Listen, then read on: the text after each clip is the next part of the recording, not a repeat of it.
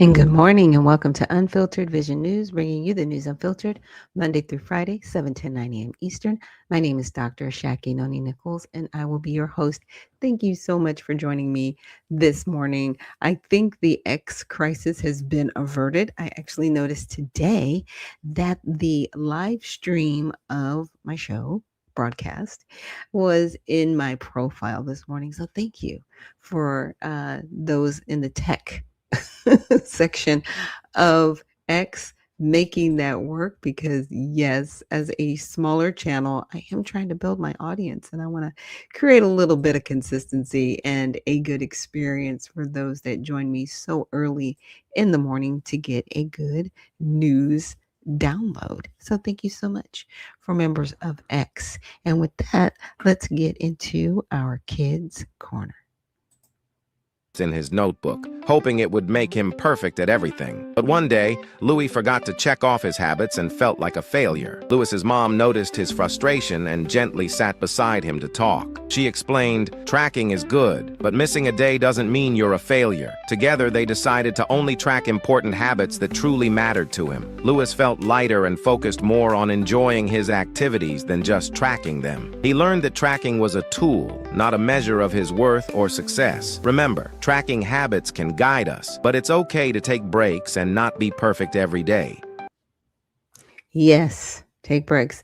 Because, sometimes you get down like, oh, I didn't do that, I didn't do that. Now, with that said, you don't want to develop bad habits either, right? You don't want to get like, oh, I'll just put it off to Wednesday. Make sure you're not being too hard on yourself, but at the same time, just remaining consistent because things do happen. And sometimes you have to put things off to the next day, but really look at, your task as a whole. So if you've got 8 things today and 4 things tomorrow, you might be able to take one of the 8 and, you know, shift that over to tomorrow, right? So that you feel a little balanced or, you know, make them a little balanced, maybe 2 or 3 to even it out. So thanking you again for joining us and definitely for that kids corner moment. And with that, let's get into honoring God with our body. So God, please, please guard our mind and thoughts. God, help me to fix my thoughts on what is true and honorable and right and pure and lovely and admirable. So I will think about things that are excellent and worthy of praise. God, please protect my ears and help me listen to your voice. God, help me to be quick to listen, slow to speak, and slow to become angry. God, please protect my eyes from sin's damage. God, I make a covenant with my eyes not to look lustfully. God, please speak life over my mouth. God, set a guard over my mouth. Lord, keep watch over the doors of my lips. God, please help my hands to serve generously. God, help me to do good to everyone, and especially to those who belong to our family in the faith. And God, please protect our reproductive organs and help us to honor you, God, with purity. God, help me to honor you with my body. And God, please protect our feet as we walk along your path. God, let your word be a lamp for my feet and a light on my path. And yes, that is something we do here every morning on Unfiltered Vision News. And I try to do my best to make sure that I remember it. So it is a part of our daily habits, right? You want good habits. And I think that's definitely a good habit. So today we do have a guest that will be joining us in the 8 o'clock hour. So there's some news I want to get to, and someone actually sent me this video. Shout out to Uncle Coolwater. Thank you so much for just scouring social media and finding this video. And it's a very good, how should I say, perception of what happened at the State of the Union and just where it's positioned Democrats with them realizing it or not. Smarted all of his political opponents with this single move. One of the great things about the State of the Union is how it gives Americans the chance to see clearly what their representatives really believe. I love that the camera is on this guy because this summarizes the entire dynamic. You see him perk up like, oh, wait a minute. Oh, no. Is this really about to happen? Yes, it is. He's embracing the concept of show, don't tell. At the last State of the Union, they realized this worked really well, so they just fine-tuned it, amped it up. He begins by setting the stage. because we finally have a president who puts America first. Put America first. He then introduces a policy change that Congress is not going to be able to engage in insider trading anymore. This forces them to concede. They stood up for that. I can't believe it. I can't believe it. Did Nancy Pelosi stand up if she's here? Doubt it. Trump then doubles down on show, don't tell by using example after example after example. Delilah Colton was only 5 years old in June. Elizabeth Medina was supposed to perform in her town's Christmas parade. His opponents will claim these are just anecdotes. Yes, but they're anecdotes that could have been prevented. And there's no denying that. These things happened. Their family is there in the room. He already knows they're not going to stand, but he then begins to bait them in just to ensure the outcome. And it is the American people who pay the price in higher medical bills, car insurance rates, rent, taxes, and perhaps most importantly, crime. We will take care of this problem. We're going to take care of this problem. We are not playing games. Now the stage is set. He moves in for the kill. I've never seen anything like this in a State of the Union. One of the great things about the State of the Union is how it gives Americans the chance to see clearly what their representatives really believe. So tonight I'm inviting every legislator to join with my administration in reaffirming a fundamental principle. He's so nervous. He's literally biting his fingernails. If you agree with this statement, then stand up and show your support. The first duty of the American government is to protect American citizens, not illegal aliens. Would anyone deny that, regardless of how you feel about Trump? Rather than pointing out they're not standing up, he's requesting that they stand up to show support for something.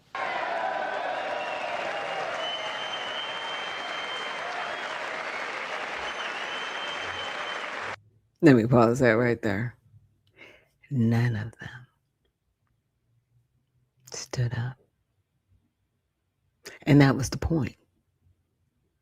To really show that they do not care about American citizens. I want you to look at this side of the room. They don't support you.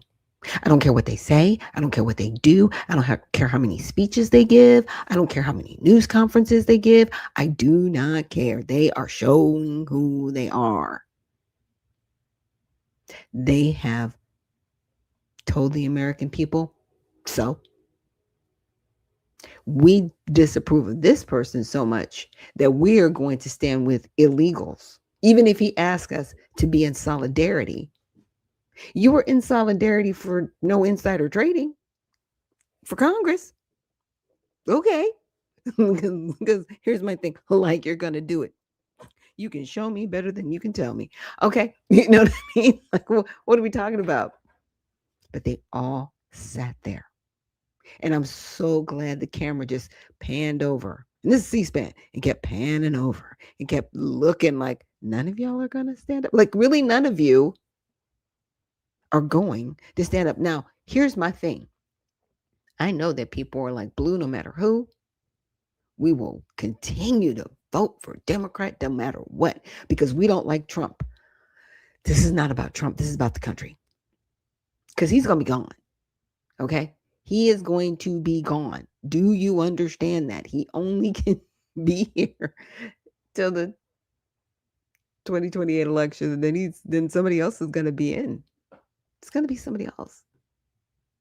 But understand where the Democrats' ideology stands. They do not care about America, period. And if we keep voting these people into office, the country's going to get worse. And all of the country will, eventually look like Detroit or Los Angeles or New York or Illinois. Is that what you want for the country? Is that what you want for the country? And that's where we're at right now.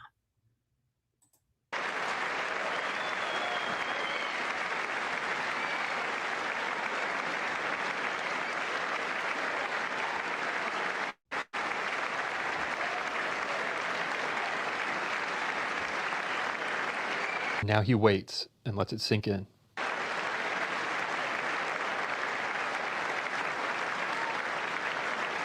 It's difficult to believe that half of the government could be so stupid to allow themselves to fall into this trap. A lot of thought went into how to phrase the wording of this. It was designed to trap them, and it did. It was worded perfectly. I mean, just look how long this went on for.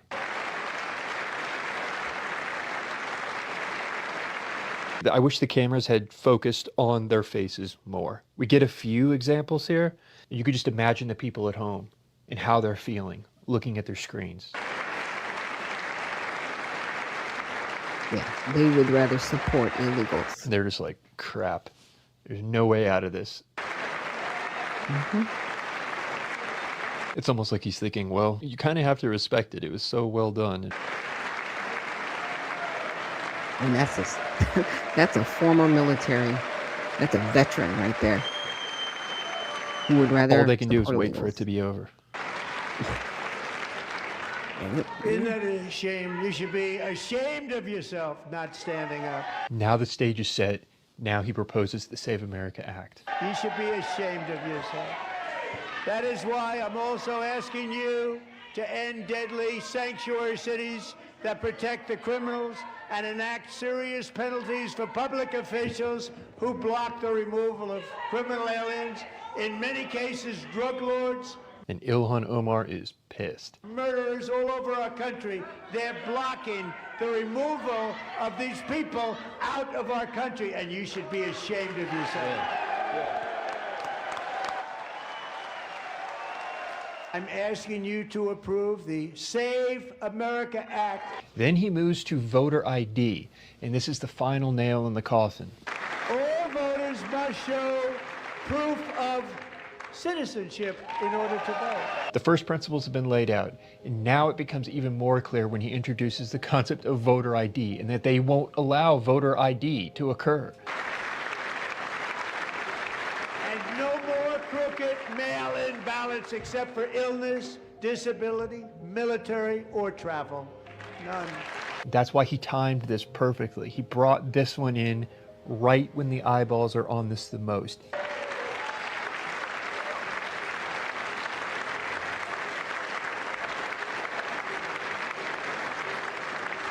And even the new communist mayor of New York City, I think he's a nice guy, actually. He points out the hypocrisy. Well, Mondami, in New York to shovel snow, you need voter ID. That was his requirement, therefore, logically, he knows it's necessary. Wants him to shovel snow, but if you apply for that job, you need to show 2 original forms of ID and a social security card. But not when it comes to voting.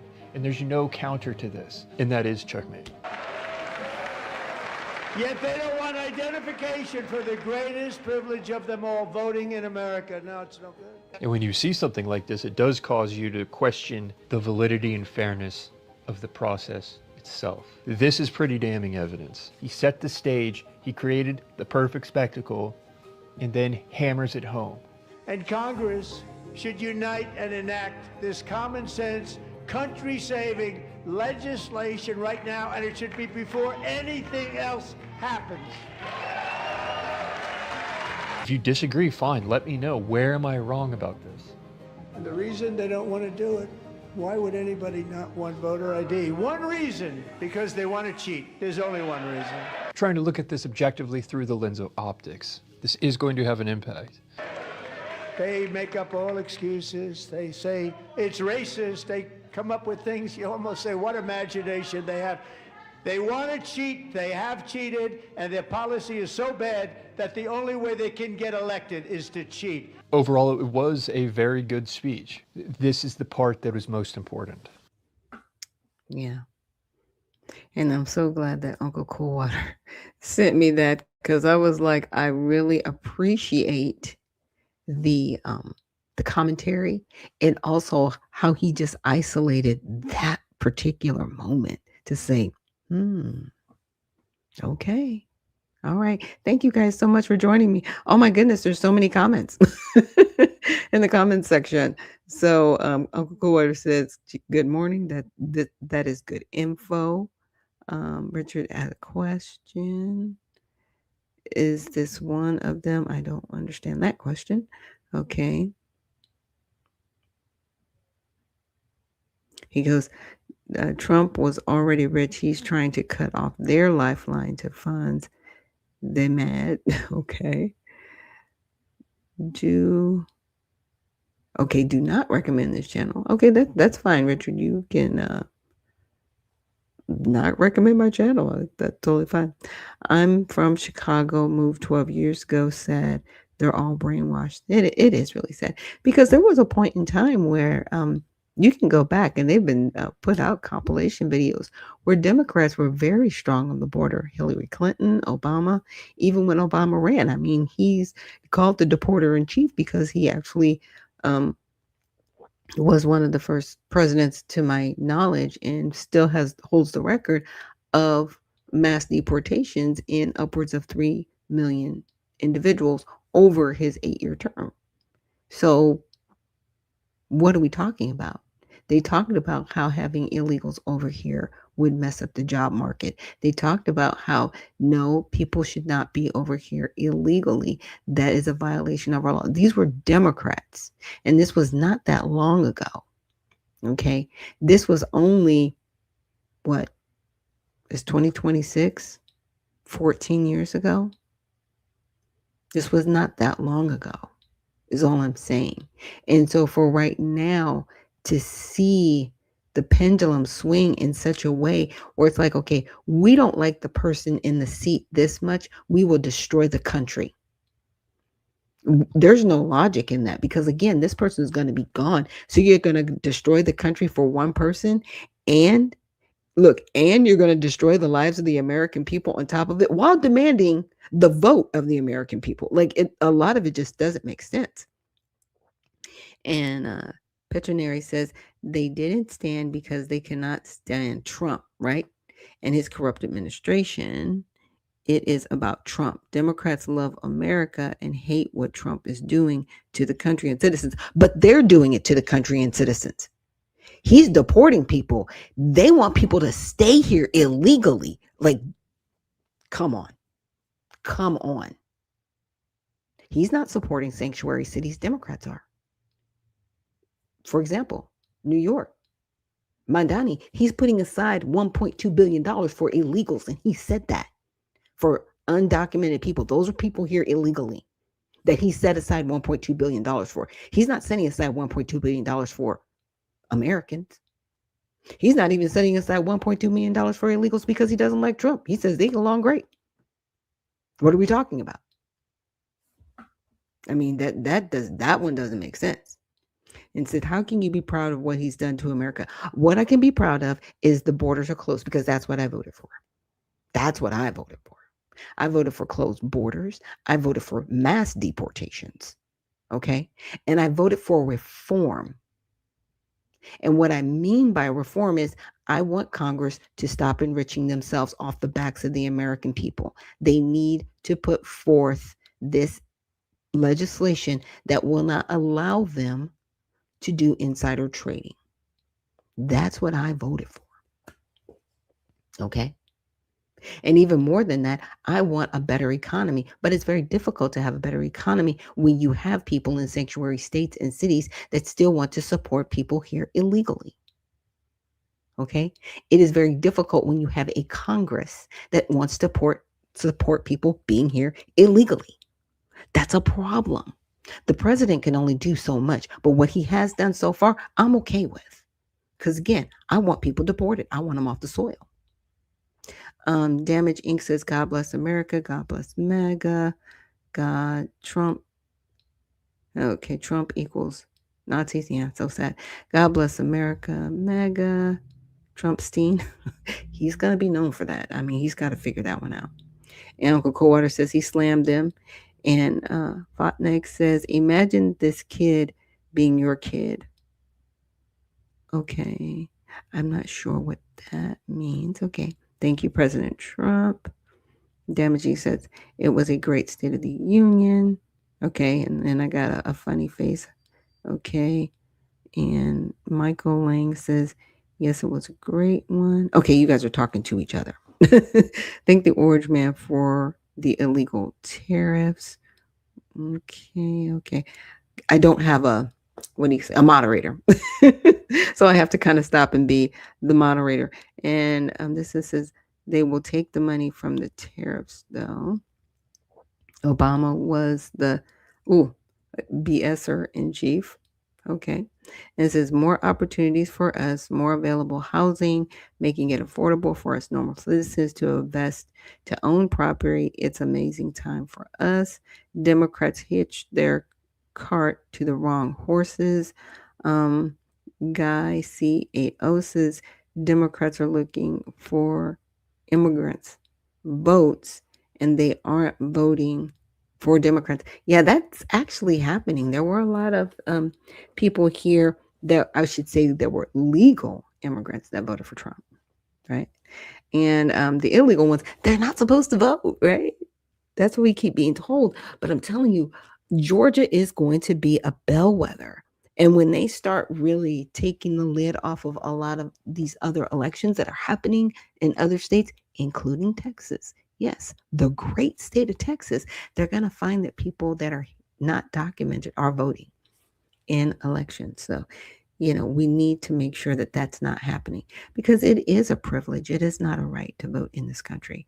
And you need to be a citizen and respect that. And for a lot of the individuals that have taken the time, paid the money, did the classes, everything that they needed to do to become a U.S. citizen, it is a slap in their face to desecrate, especially the vote that they've worked so hard for to be able to participate in, to really just kind of poo-poo on it and let people that are here illegally vote in that. So Democrats have always bamboozled the people. Obama did nothing for the black community. He only made progress for the devil's agenda, LGBT. I cannot disagree with you on that. He did that. Defense of Marriage Act was definitely the start to that. I guess you agree with DJT. I agree with him on the border. I agree with him on no insider trading, right? I agree with him that we need to save this country. I like the SAVE Act, okay? Because very simply put, for anybody who's an American citizen, we have a birth certificate, we have a driver's license or ID, whether it's a real ID or not, right? And we can prove that we're American citizens based on our birth certificate. So we don't need any extra paperwork. We really don't. I'm serious. Like if you came with your social security card, birth certificate, driver's license, you're done. Maybe they might want a piece of mail for proof of address. We're good. We're good. But it's those who are not naturalized. And Damage Inc. says, girl, I'm snubbing. I've never came across your stream, but I'm happy I found you.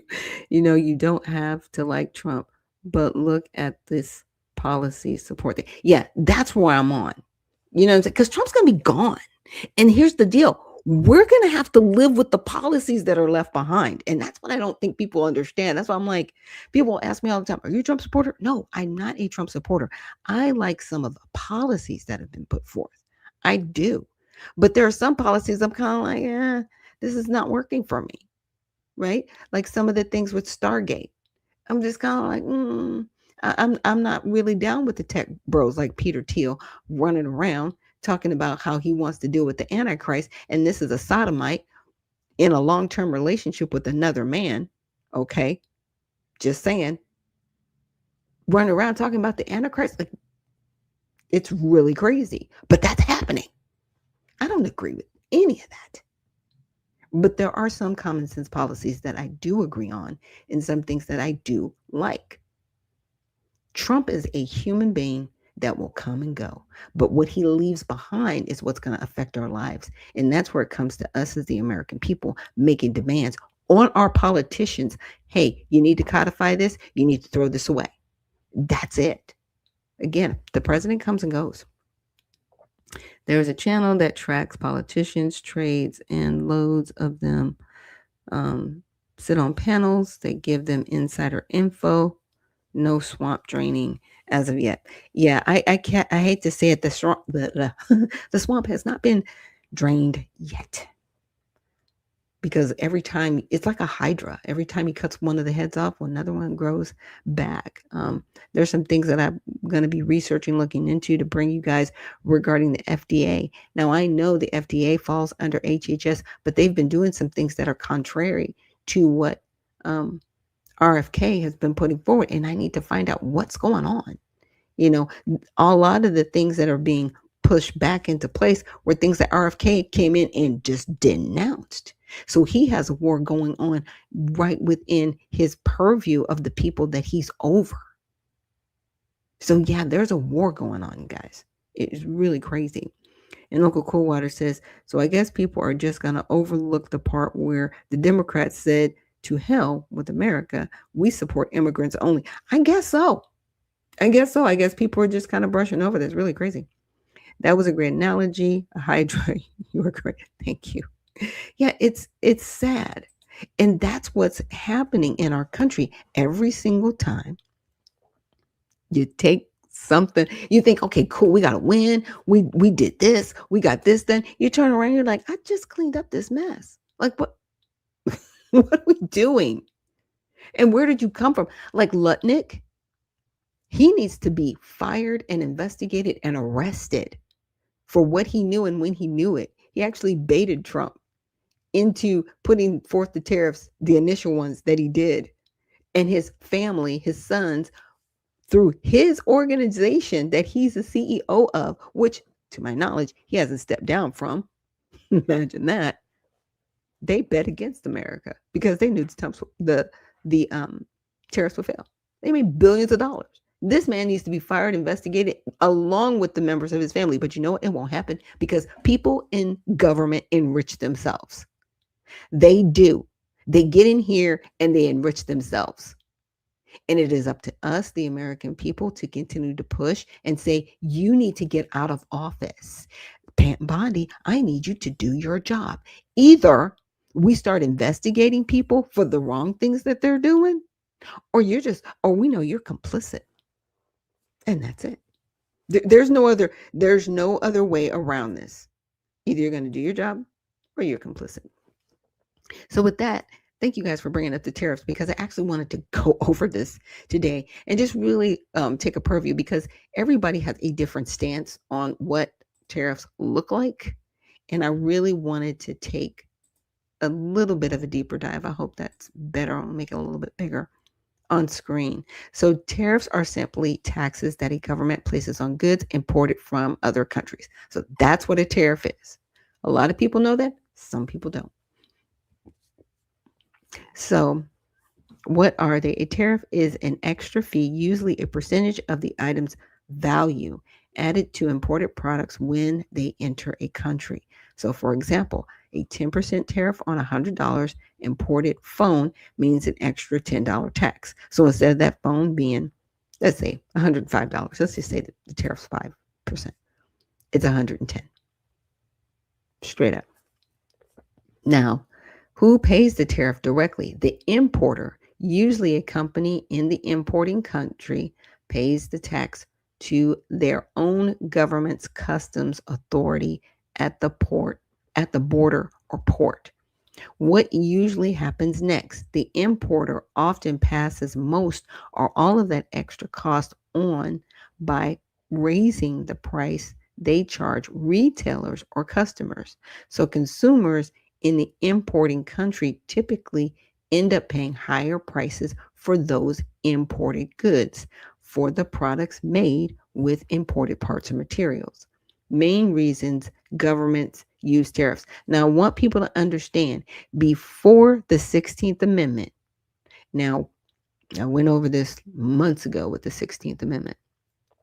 The 16th Amendment is actually what put in income tax on people. Yeah. Woodrow Wilson. You got to thank the man. He actually put in an amendment, ratified the Constitution so that our government, our own federal government, could tax us. Okay. And it should be, and a lot of people say, well, taxes are illegal. Well, it's in the 16th Amendment. You got to go read it. And it should be removed from our Constitution, and taxes should be illegal because Our government should not be living off of the backs of the people, which they are doing. But see, before that amendment was put in place, tariffs were actually used as a funding source for America. It actually was. Now, main reasons governments use tariffs: protect domestic industries, make foreign goods more expensive so people are more likely to buy locally made versions instead. So if they're making socks in China and we're making socks here in America and there's a tariff put on the socks in China, and they still might be a little bit cheaper than the socks in America, let's just say by 50 cents. Is it better to buy the socks here? Yeah, it is better to buy the socks here, because there's still going to be an extra fee attached to this, and you're helping another country as opposed to your own. And that's why a lot of people say buy domestic, buy here, buy here. But sometimes we don't know if we're buying here or not, because some things can be mislabeled. I'm just saying.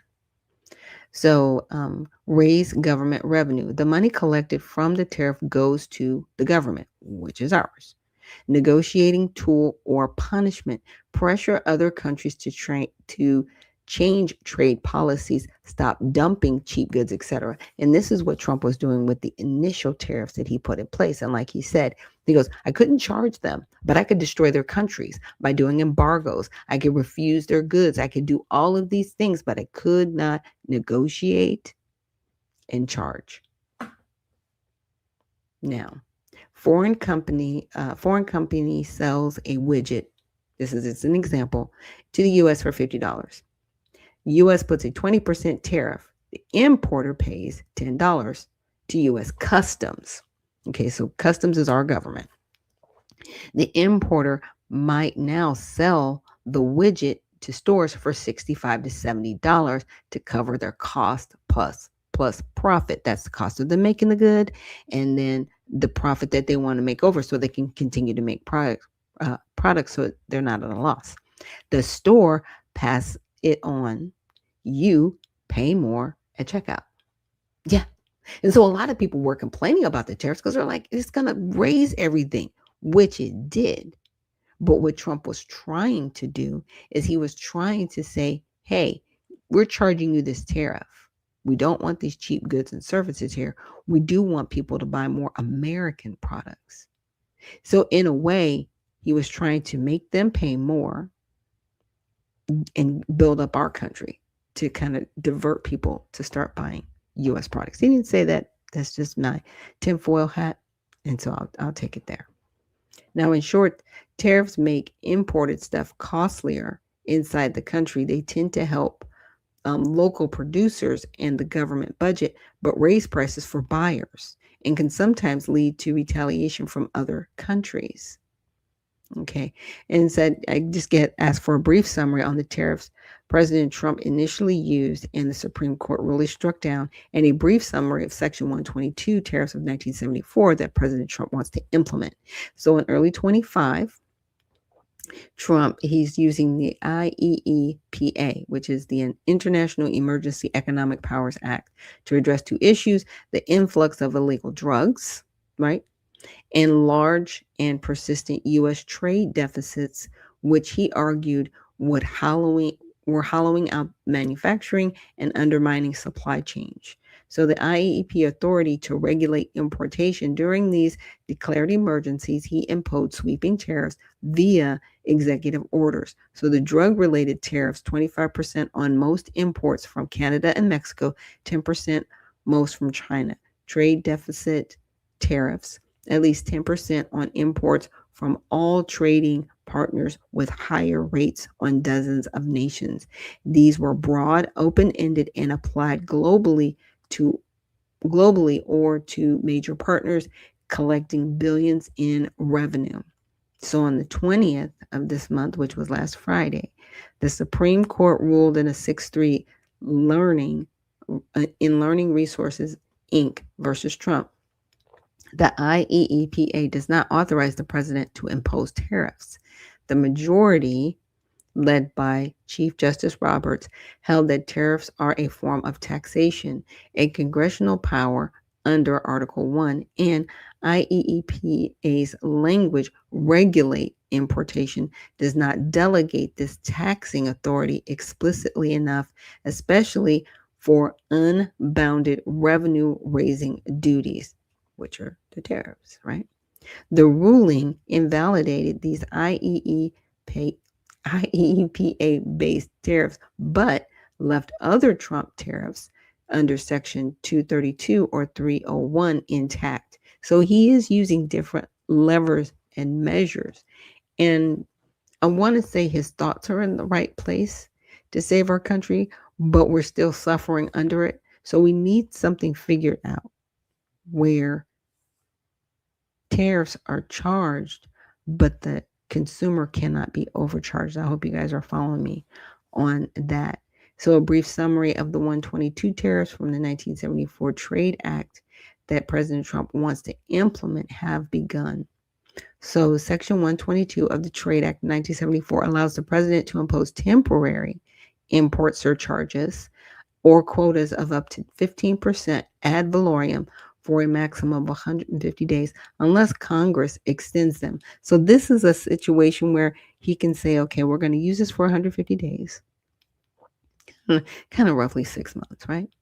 A little bit less than 6 months, but implement them. But again, from where we are right now, is this going to do well for the American people or not? Like I said, I know his intentions are to make more money for the American people, but the American people are suffering under it, you know. So there's got to be a balance, and I'm really hoping that they have at least taken a step back from this debacle, and it is a debacle that has happened, to really rein it in and do what's right by the American people. So enacted in response to 1970 economic crisis, like Nixon's 1971 import surcharge, it's designed for short-term macroeconomic stabilization of international payment imbalances, not long-term protectionism. So after the Supreme Court's ruling, Trump quickly invoked Section 122. He proclaimed a temporary 10% global import duty on most articles entering the U.S. with exemptions for critical items like certain minerals, energy, pharmaceuticals, agricultural vehicles, and aerospace products. And those are exempt, okay, from this. So that would leave, I guess, like clothing, you know, some of those retail items. I'm thinking lumber, aluminum, steel, certain things like that, right? But again, what it is supposed to do, it's supposed to encourage you to buy U.S. when it comes to those products, because those products aren't being charged that extra tax.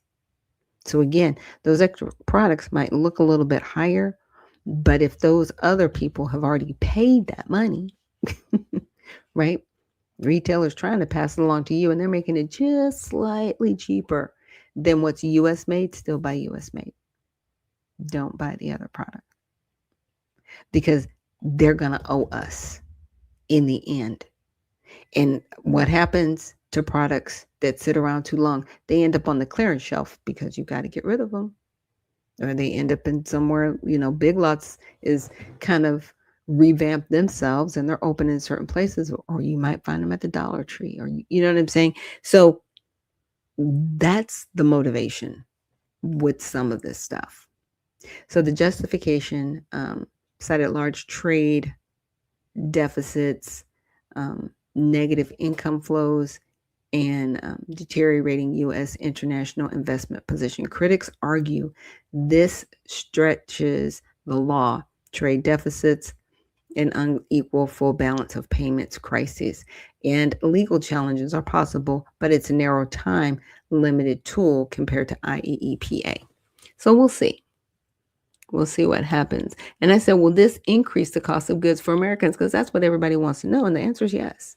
The Section 122 tariffs, currently at 10%, with plans to raise to the 15% maximum that took effect on February 24th are expected to increase the cost of many goods for Americans. And here's an example of the breakdown from sources like Yale Budget Lab, Tax Foundation, and others. How the process works: these are import surcharges paid by U.S. importers who typically pass most or all of the costs forward through higher prices to retailers and ultimately consumers. This is consistent with historical evidence of tariffs. Nearly 90% pass through to U.S. buyers in recent cases. So, estimated impact short term, assuming full pass through, consumer prices overall could raise by about 0.5 to 0.6% if the tariffs expire after 150 days around July 2026, or 0.8 to 1% if extended, made, or more permanent. For the average U.S. household, this translates to an extra cost equivalent to $600 to $800 or up to $1,000 to $1,300 if extended in 2025 dollars. Okay. The Tax Foundation estimates the Section 122 portion alone adds 200 to 600 per household in 2026. So that means, yes, we're paying more. It is what it is, and unfortunately. So these are averages. Impacts hit harder on imported consumer goods, electronics, clothing, certain durables, not fully exempted. Like I said, you just have to bargain shop now. But even if you do, it's still not balancing out because wages have not kept up with the cost of living. And that's a whole different conversation. But things like this, again, I know what he's trying to do, but the American people are suffering behind it. There's got to be a better way.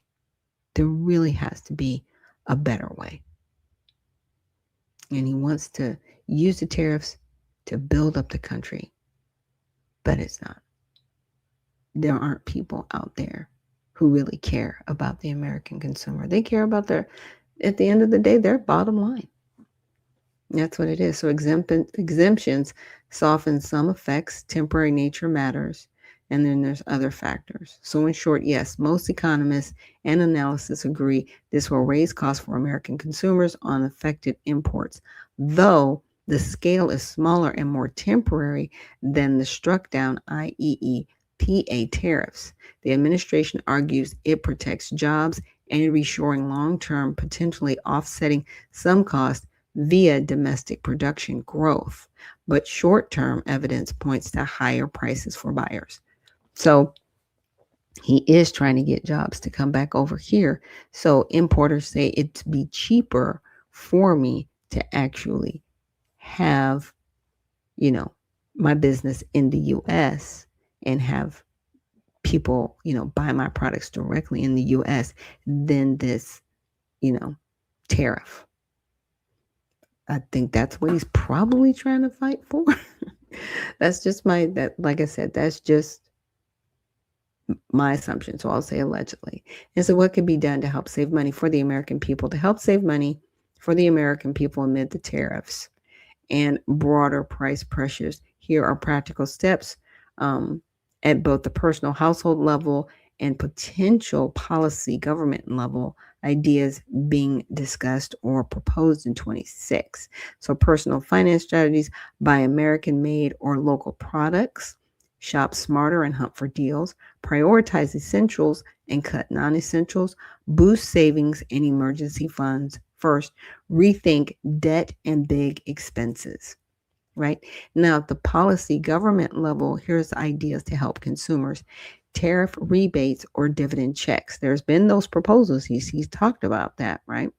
Extend or expand tax reliefs. He's also talked about this: targeted exemption or adjustments. Okay, the current tariffs already exempt key items. Other affordability measures, ideas like capping credit card interest rates. He's talked about that, having the credit card companies lower the interest rate from like 29% where they're at right now to 10%. That's major. That's life-changing for some people.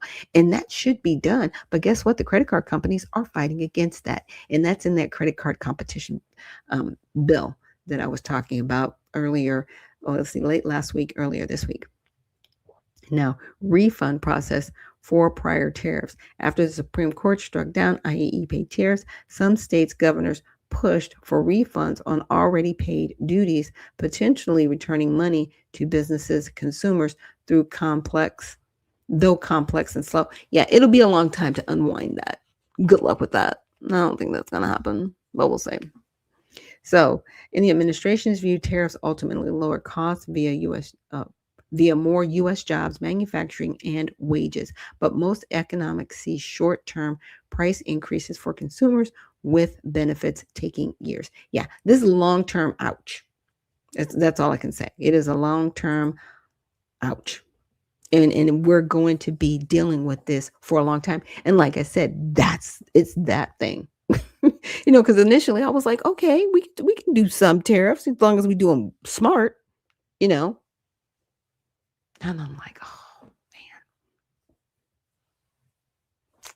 one of those situations where I wish this would have worked out better for the American people, but it's really not working in our favor. So it's like, okay, let's change course and let's see what else can be done to do right by the American people.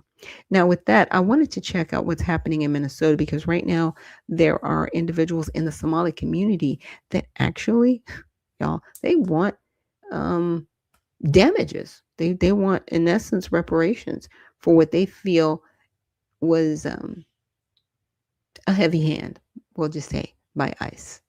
So let's check this out. Justice and relief in the wake of Operation Metro Surge. Of small business owners, not those who make 200,000 and above. We don't make that much amount. We have been suffering since the crisis of ICE. We also demand an immediate help to evictions. I wouldn't be surprised with having the level of notification that we were supposed to give about our arrival, that things were arranged in that way. And we're back, y'all. Thank you for watching today. Go ahead and hit that like button, my people. You know that it helps us out a ton. And of course, it helps you because it helps us keep bringing you these stories every day. Now, y'all, the people that you're seeing on your screen right now are a group of minority, probably mostly Somali business owners and interests in Minnesota who are demanding that they be paid for lost revenue that occurred during the recent immigration crackdown in Minnesota. They're saying that it's only fair that they be not only paid, but that all evictions be halted, meaning, if you own a home or some rental units, people haven't paid their rent, you shouldn't be able to kick them out, y'all, because of the economic hardships that they underwent during the immigration crackdown. So we're going to take a look at that today, y'all, where they're demanding the reparations. And also your girl, Ilhan Omar, went and visited an ICE facility yesterday, but they pulled an okie doke on her, y'all. There was nobody there for her to see. We're going to take a look at that as well, y'all. This will be a tight, quick video, but highly entertaining. So without further ado, let's go ahead and get into it. But before we do, y'all, you know that we are a paralegal school. For all of our YouTube subscribers. Today, they called for state help to offset their business struggles. They want the state's relief program expanded to offer direct grants to immigrants and Black and brown small business owners, as well as evictions halted immediately. Businesses are losing customers. Our communities deserve transparency, accountability, and real dialogue. We will continue to raise our voices until our leaders show up and deliver solutions. We must repair the damage by making sure that this is for our governors, for our state, and for our legislators. Okay, now let's please remember that the state of Minnesota is under federal investigation for misappropriation of funds, federal funds, and in specifically for one of the cities that are on spotlight is Minnesota. Now, they are still arresting people for the Feeding Our Future debacle that happened under Amy Bach and Mr. Saeed. Okay, so they're still dealing with that. And that was a $250 million no-no because they took federal funds and They have been prosecuted. People are being brought to justice. But see, they have found more fraudulent crime under that. Everybody remembers Nick Shirley and the Leering Center.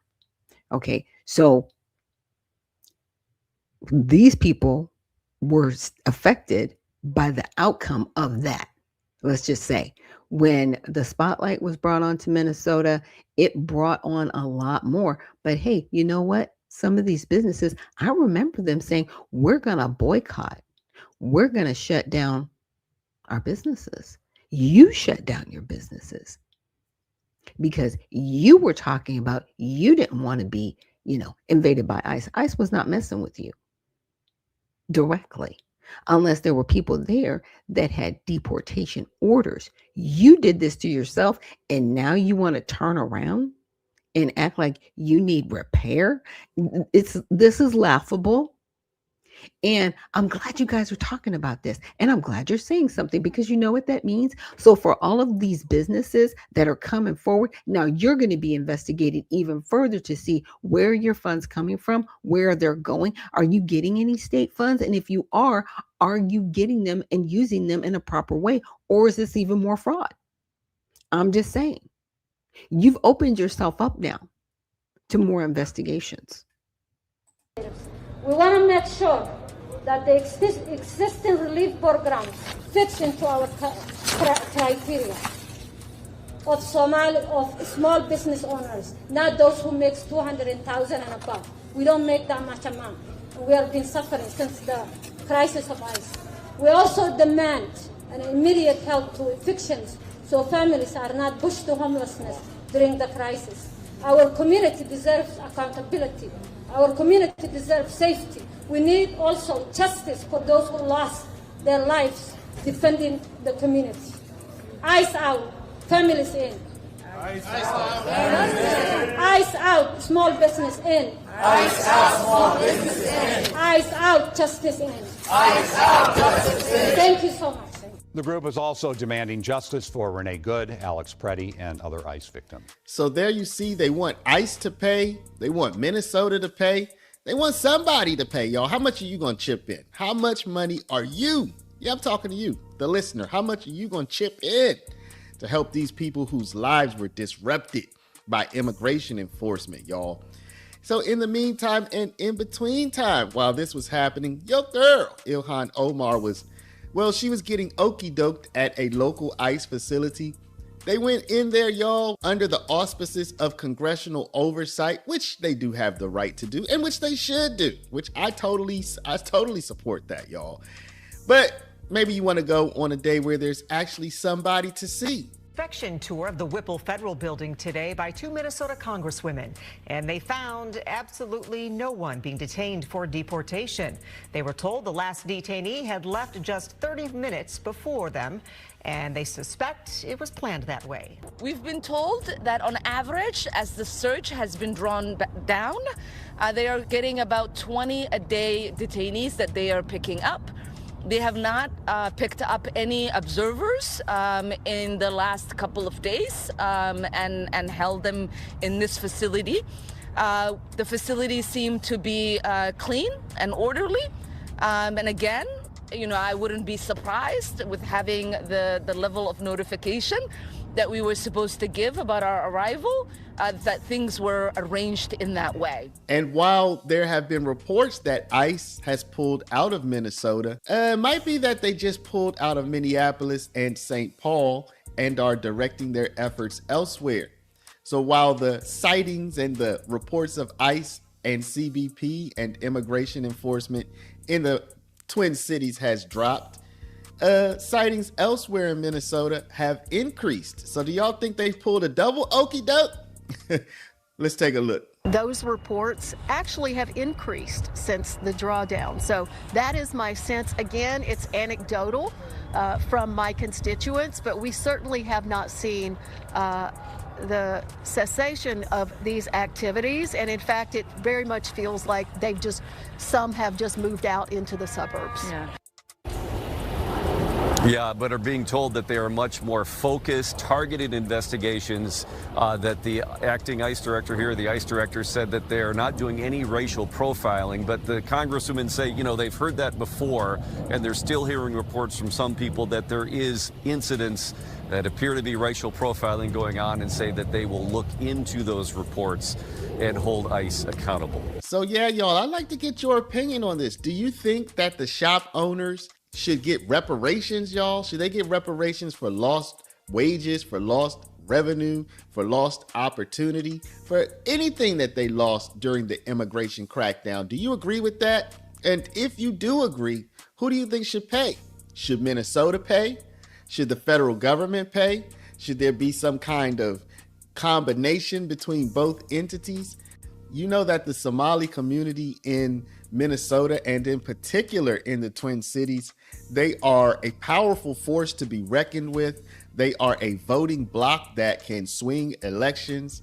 So I'll be honest, Tim Walz, he's already said that he's going to give up to $10 million in assistance and relief. It looks like they're calling for $200 million. So I would not be surprised if we hear, oh, Timmy boy, say that they're going to offer some additional assistance to this very powerful and important voting bloc in his state. What do y'all think? Drop a comment down below. Yeah. And now you've got to look at, okay, who comes behind Tim Walz? Are they going to go along with this? You know, I'm going to say Amy Klobuchar, she's currently in Congress. Is she going to go along with this? Just yet to be seen. Yet to be seen. Before our guest comes on, I want to actually share some other articles with you. Now, this one is about Cat Williams. You guys may or may have not heard about this, but he's built a studio in Alabama. Intelligence is leading the way in the digital age, and one Emmy Award-winning comedian opened a creative playground to give the next generation of industry leaders the tools they need to succeed. This is a story you'll only see here on WVTM 13. In his exclusive interview with comedian Cat Williams, WVTM 13's Aaron Llewellyn spoke with the studio owner about his partnership with Miles College and lifting HBCU students as they climb. Tucked away in Anniston is Fort McClellan. Known for its storied history and pivotal role in World War II, it's getting a new lease on life. I didn't really think that McClellan was like on the radar. I mean, I saw the for sale signs, but I didn't know it was like on a national radar. For months, there were rumors comedian and actor Cat Williams bought the former Army base to open a production hub. Mi casa, su casa. In an exclusive interview, Williams said the state of Alabama offers the prime location to set up shop for the movie business. He says artificial intelligence technology could keep expensive work like animation and visual effects local. We had to go to another foreign country and give them millions of dollars. Instead of that, we have the ability to create all of that using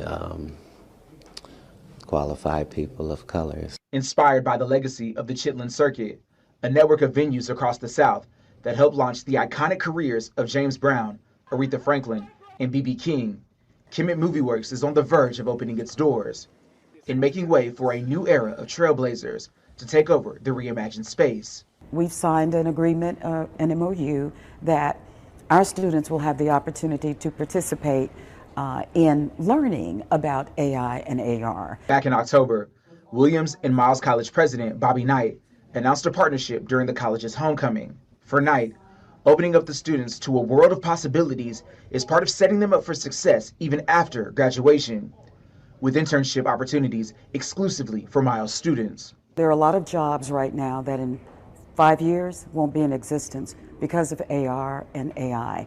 And we want to make sure that our students are equipped with the tools they need to operate in that world.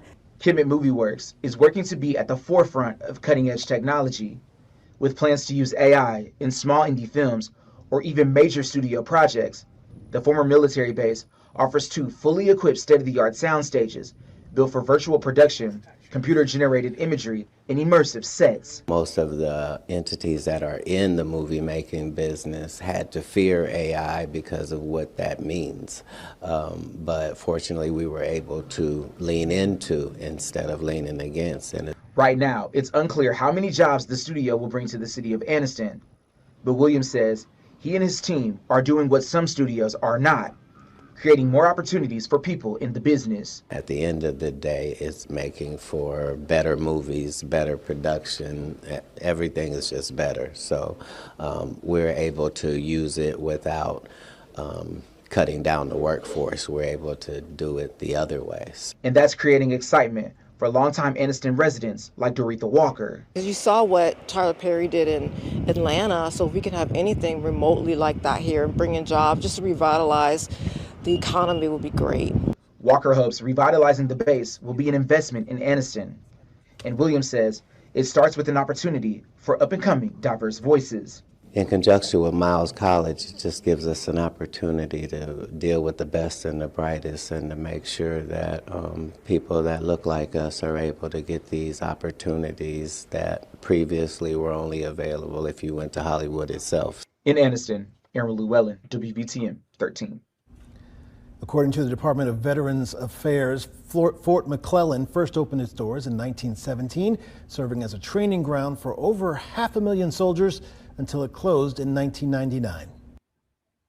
So I'm glad that he is actually repurposing a studio, but not only that, he's revitalizing an entire community. And that actually means better economy for the state at large, right? I mean, this is pretty amazing. And, you know, a lot of people, they kind of brushed that off. He was crazy. He was this, he was that. I was like, wow, all this from a crazy man. But you remember 2024, he said, he goes, so many things are going to be revealed. So many things are going to come to light. And what have we seen since that time?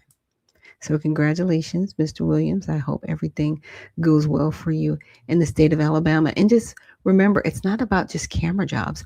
You know, there's a lot involved in productions that involves accounting, legal, right? You have people that do craft services. That's food. You have people that are also costume mistresses. Just because somebody's standing behind the camera doesn't mean they don't need clothes. They do. You can't artificially, you know, put clothes on somebody. Not yet, at least. They might get there. But for right now, you still need a costume mistress. You still need people that do hair and makeup.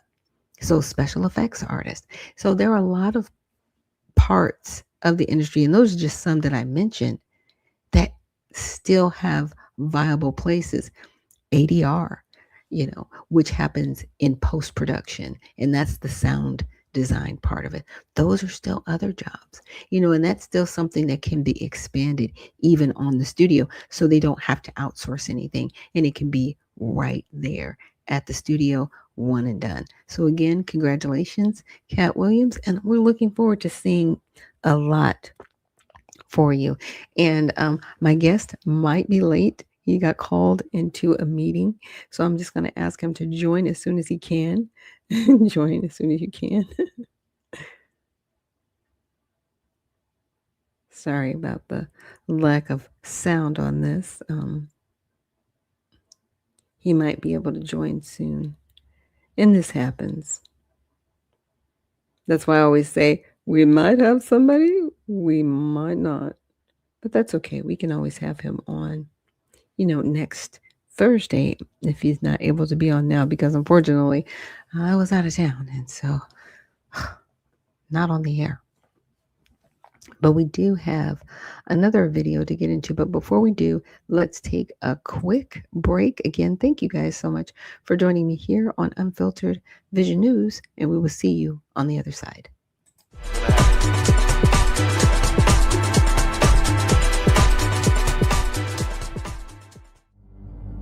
A life empowered is closer than you think.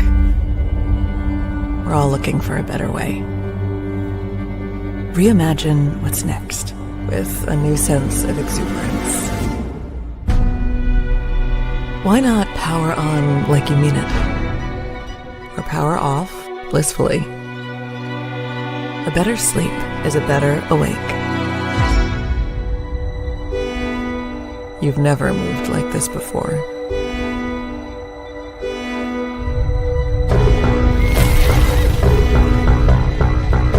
Energy nature intended.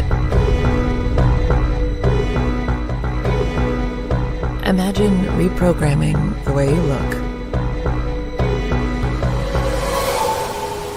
at the speed of science.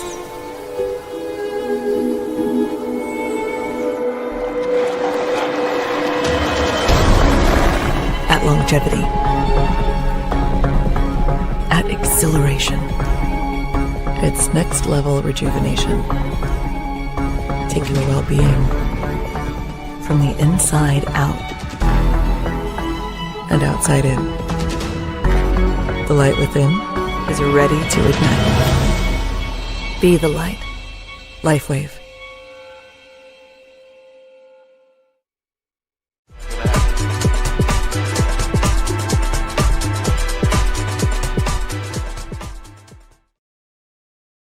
And we are back. Thank you so much for joining me here on Unfiltered Vision News, bringing you the news unfiltered Monday through Friday, 7 to 9 a.m. Eastern. My name is Dr. Ashaki Noni Nichols, and I will be your host. Thank you so much for joining me this morning. And I wanted to share the website with you guys. If you want more information on LifeWave, you can visit lifewave.com/Noni CMS LLC. That's lifewave.com/Noni CMS LLC. And that is how we keep the lights on here. I am a distributor, so it definitely helps, again, to keep the website up, to, make sure that I'm staying on air and visible to you. So the patch it's phototherapy, right? And what it does is it helps to regenerate your cells. So you don't have to pay thousands of dollars to go get cellular injection with somebody else's cells, when you can actually have this patch help to revitalize your own stem cells. It's non-invasive, which means it's no medicine. It's just using you to revitalize your own cells. Now, everyone has a different experience. For me, I got the feeling in my back after having a major back surgery. So, do I still have pain here and there? Yes, but I have sensation now and feeling in my back. So, definitely check out lifewave.com/Noni CMS LLC, and you can reach out to me at unfilteredvisionnews@gmail.com if you have any questions. And I also wanted to remind you guys, I do have a website with the long form content. So yes, I do have a YouTube channel, and that will give you a splice of the actual broadcast for the day. But if you want the entire broadcast in its entirety, you can subscribe here. And it is $1.99 a month or $20 for the year for the first 100 individuals that join. And after that, it's $4.99 a month and $50 a year. And there's also merch that you can purchase. There's a album that I produced last year under the group Divine Echo Collective. And it is a full gospel. I won't say gospel, but I would say like contemporary Christian / gospel music. It's very enjoyable and enlightening. So that's another way you can support the channel. And then we also have our faith line that you can purchase to support your channel, and UVN merch, right? Established in 2025. We've got sweatshirts, hats, mugs, and as you can see, we've got some tumblers here with the faith in the faith line, and other mugs and sweatshirts. So blankets as well. So if you definitely want to continue to support the channel, that is a way, and that is unfilteredvisionnews.com. So thank you guys for all that you do and all the support you give. And Patty Cake says she graduated from Miles College. That is awesome. Congratulations. So that's really cool. So your school's doing big things, ma'am. They're doing big things with Cat Williams down in Alabama. I know a lot of people, they think about Alabama, it's just like, oh, and there are parts of Alabama, and I am praying for people that things do get better, but it comes back to the politics, right? And so now there is an opportunity for build up of a community that was probably like kind of left behind. So I'm really grateful for the efforts of Cat Williams and everything that he's doing in that community. So as you can support him, give him your support, because everybody needs it. Now with that, we are going to get into a video by Melanie King. This is some more Epstein information. Now, this one might be a tinfoil hat moment, but this is something that a lot of people were saying. Is Jeffrey Epstein really deceased? is he really no longer with us? So let's just check out this angle. Is alive. He was swapped out. They swapped him out with Anthony Bourdain's body. I'm just joking, not Anthony Bourdain, but they swapped him out with somebody's body. The reason why I believe that is because of the posts that were appearing on 4chan before the official news broke out. So I don't really give a shit about the files. We already know everything. They're all involved. Even if everything comes out, there's no justice system to act on it. So what are we doing here? So forget about him. On August 10th, around 4:15 a.m., a post appeared saying Epstein was already dead before the news broke out. It claimed hanging and cardiac arrest. Now, how would anybody know that? What the hell? How? Then another post came out with more detail. It said Epstein was taken to medical in a wheelchair. He was front cuffed, and no nurse spoke to him.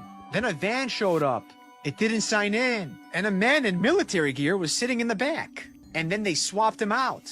They removed Epstein and they replaced him with somebody else. And then at 6:14 a.m., EMS said he flatlined, but the hospital staff said the body was already cold. How? And then you look at Ghislaine Maxwell, convicted of horrific crimes, but she's in a low-security prison. She's doing yoga and shit. She's eating well. They even gave her a puppy. So here's what this teaches people. If you exploit, you rise. If you play fair, you lose. Outcomes matter more than laws. Ruthlessness is rewarded. Consequences are for regular people. We already know justice is dead. The real question we should be asking is, where the f*** is Epstein? Can't believe we're back. Nothing like it. Where is Epstein? That is the question that many of us have because we don't believe the official narrative that he deleted himself. We have seen over and over, like, none of this story makes any sense. And through the actual Epstein files, we are finding that, yeah, they're actually admitting that he was swapped out, that essentially he's not dead. And I've told you that the DOJ took a video that originated on 4chan, ended up on YouTube. They took that video, put it into their official files on their website, Epstein files. And then when people noticed that this was a fake video from YouTube, well, then they deleted it. So these are the games that we know are being played. And this is why we're questioning everything. But if you don't know, Jeffrey Epstein was deformed down there, and as well as Harvey Weinstein. It seems like these men have a pattern of having a lot of deformities and problems down there. But one of the things we know is that he not only was he described as, it's somewhat similar to Weinstein, where it's described as very short and kind of like round, his situation, and his package, and that it was like kind of deformed. And that's now Harvey Weinstein's is supposed to come because he had a disease and he had to have surgery, but also looks like Epstein had surgery to have his we'll say balls, okay, I don't know which words I can use. I can say testicles, okay, hopefully, and I don't get flagged, but they were removed. But look at this. And then I have some more to show you. It says he's alive. The corpse they gave over has a prostate, while Epstein had none. The medical examiner who studied Epstein's corpse noted an enlarged prostate, but Epstein's own words and medical records in the released files seem to indicate his prostate was removed. I probably should have used that word, so forgive me, but it just came to mind. Okay, so this is what it says. Bladder that contains approximately 5 milliliters of cloudy yellow urine. The prostate is slightly and diffusely enlarged with marked enlargement of the I'm not trying to read that. The testes are unremarkable. Really? The testes are unremarkable. I wouldn't doubt that, but he doesn't have any. So this is a back and forth between some guy named Richard and Epstein. So I'll read kind of like fully what he's saying at the top, not just the highlighted. It says, exactly. And it's not clear what other effects those hormones might be having that aren't replaced by testosterone. And so the advantage to taking testosterone, there are two different things. You can have high testosterone and still have a need for Viagra because you don't have a prostate, right? Correct. From the horse's mouth. And we've seen him admit that he actually traffics children, not young women, not girls, not just women in general, not people, but traffics children to his island. This was in his emails, him admitting that he is this person. This is what he does. He admitted to a friend who was saying that her friend was going to do a documentary about this whole subject. And then he replied, like, imagine her surprise when I told her it was me who was trafficking children to my island. But guys, there's nothing to see here. There's nothing to prosecute. We don't need to look any further. Okay. Now, before we go any further, I want to remind you guys about realmelanieking.com. That world order map, which is censorship. Ordered something from Gulfstream Aerospace to Plan D LLC in Georgia. Coincidentally, Plan D LLC is a shell company of Jeffrey Epstein's that was primarily used to operate one of Epstein's private jets, specifically his Gulfstream G550. We know from the files that this plane was being stored at a hangar in Cobb County in Georgia, only 3.6 miles and an 11-minute drive to this address. Whatever was ordered cost $22.67 and weighed 0.9 pounds, which fits the cost and weight description of an LED light bulb that's used for a Gulfstream G550 wing. Now, this airport in Cobb County is for private jets only. No commercial flights. And on a full tank of gas, a Gulfstream G550 could go basically anywhere in the world, even directly from Georgia. So, do you still think he's dead? Now, if you remember, a couple weeks ago, that AI video, what they claim is AI video of Jeffrey Epstein was seen walking around in, I believe, Tel Aviv. I don't think it was Jerusalem. And it was several of these pictures that came out, right? And could they have been AI? Sure. But that doesn't discredit all of the real evidence that we have that he is still very much alive, okay? Allegedly. Now, one of the things that I believe that's happening, and I believe that they're doing, is that even if a real photo comes out, they are going to flood the zone with AI versions of the same thing, watermarked with AI, or making sure that the AI can detect it, just to bury something that's real. So again, you have to use discernment. But if we put together, if it's just one piece of evidence, okay, it can be dismissed. Maybe two pieces, but when you put it all together, you have to take, if you put all of the, if you line it all up, and it forms a perfect picture, a perfect circle of what is really happening. So again, you've got to use discernment. I've got to use discernment to really figure these things out. But leave a comment and let me know, do you think he's still alive? Like I told you, I personally believe that he is. Without a doubt, I believe it. This is a photo of Jeffrey pulled from the Epstein files. Notice the tribal tattoo on his upper left arm. This is one of the autopsy photos that was given to CBS for a 60 Minutes episode about his death. Notice no tattoo. Hold on. Here's a picture that's been circulating the internet wildly the last couple of days. It's supposedly Jeffrey alive and well in Israel. I have to tell you, that does look like him. The only discernible difference that I see, other than his hair's longer and he has a mustache and a beard, is that his cheeks are sunken in. He never had cheeks that were sunken in, but I think age will probably do that to you, and trauma will probably do that to you. I just find it odd that he's been supposedly dead for several years, and just now, a week after the files were released, he's caught on the street in Israel. The timing's a little too convenient. But then on the other hand, people are really hyper aware of his existence right now, where they probably haven't been as aware over these past several years. And maybe somebody was Jeffrey spotting, like a Where's Waldo kind of thing. Who knows? Same thing. Leave a comment. Let me know. Make sure you subscribe, not only to this channel, but to my other channel, Melanie. Gosh, I can never think of the other.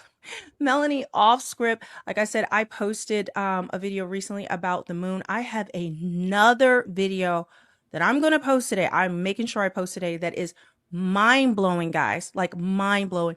You are not going to want to miss this.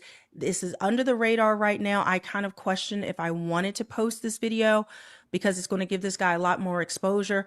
I think possibly the military or the government is going to step in and try to take this object from him that he found, but it relates to orbs. Okay, the orbs that I've told you that are around my house every single night when I ask them to come. It's just amazing. And I'm even using Flight Tracker now just to make sure, because I told you I have seen them and other people have seen them transform in kind of like a plane shape and making plane noise. But then I've had that happen, but then I check Flight Tracker, there's no flight at that time. And I've had that happen several times. Sometimes it is a flight, but other times it's not. So I'm working on a video to kind of compare it so you guys can see in real time what's happening. But anyway, again, if you want to support the channel, make sure you go to realmelanieking.com, pick up.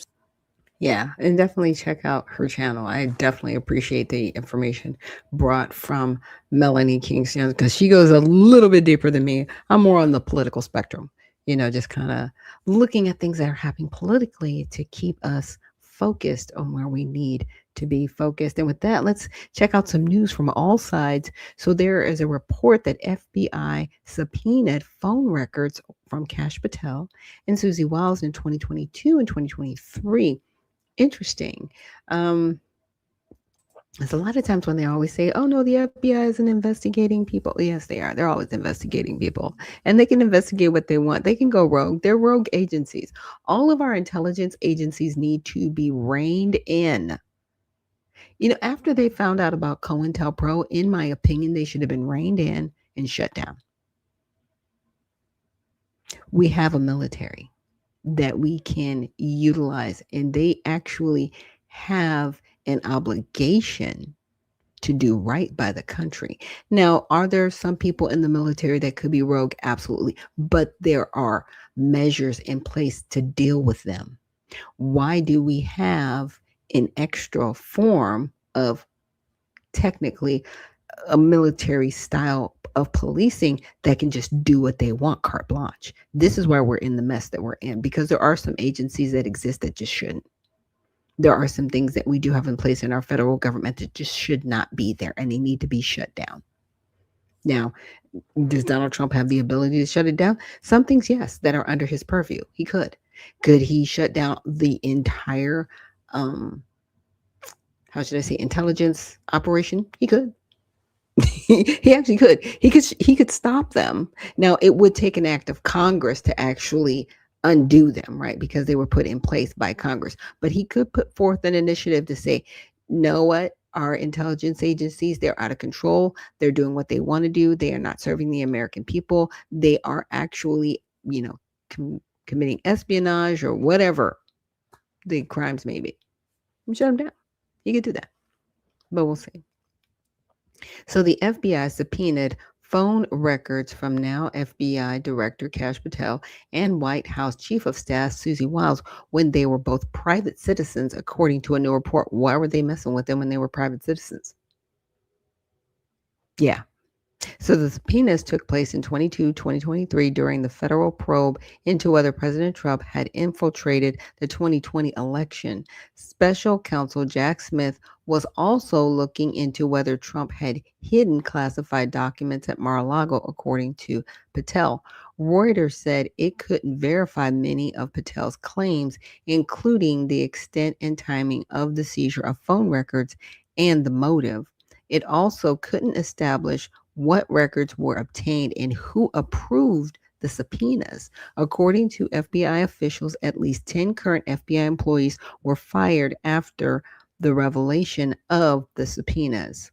So for context, under the Biden administration, the Justice Department investigated Trump's role in attempting to overturn the 2020 election. Authorities had issued subpoenas and sought testimony from individuals close to Trump at the time, which is standard for investigations like this. Now, Trump was charged with multiple felonies as a result of the investigation. After he won a second presidential term, Smith dropped the charges, citing Justice Department policy against prosecuting a sitting president. Patel and Wiles were both Trump's political allies during this time, with Wiles becoming his co-campaign manager in 2024. Now, this is how the media covered it. Reuters said Patel portrayed the actions and efforts to conceal them as an example of overreach by unelected government officials, which is said which it said is a theme often repeated by Trump. Mhm. CNN on the left focused on Patel's response to the revelation of the subpoenas. It said the ouster of FBI employees is the latest in a series of Patel pushing out agents and other employees who investigated the Capitol riot. The New York Post, that leans right, highlighted in FBI officials' comments that the action was part of a massive targeting operation by the Biden administration. It also reported that burn bags related to Trump alleged connections to Russia in 2016 were also discovered by the FBI last year, suggesting they were to be destroyed under Biden. Why were you burning evidentiary material that could have been used by Jack Smith under the Biden administration? Doesn't make any sense, does it? Again, our intelligence agencies are very rogue. They need to be reined in, and something needs to be done. Now, will it take an act of Congress, like I said, to actually undo these agencies? Yes, because they were pretty much put in place between presidents at that time they were in office and Congress actually putting them in place. So they were adopted, right? They're not a part of the Constitution. Always cracks me up when people go, "This is unconstitutional." I was like, "What are you talking about? What part of the Constitution are you talking about?" So, oh, I see that our guest is joining us. I'm so excited to have someone on for Mighty Men Thursday because it's been a while since we've had a guest. I know, like I said, I've been doing a lot of traveling back and forth. And also, when somebody in the comments says, "I don't believe he's dead," there's a lot of people that don't believe that Epstein has passed away. But then again, these are, I should say, unfortunately, the political games that are played with the American people. And it's time for us to really get honesty from our government. Will we ever get it? Will we ever see it? We can if we put the right people in office. And with that, I'm going to go into our Mighty Men Thursday segment.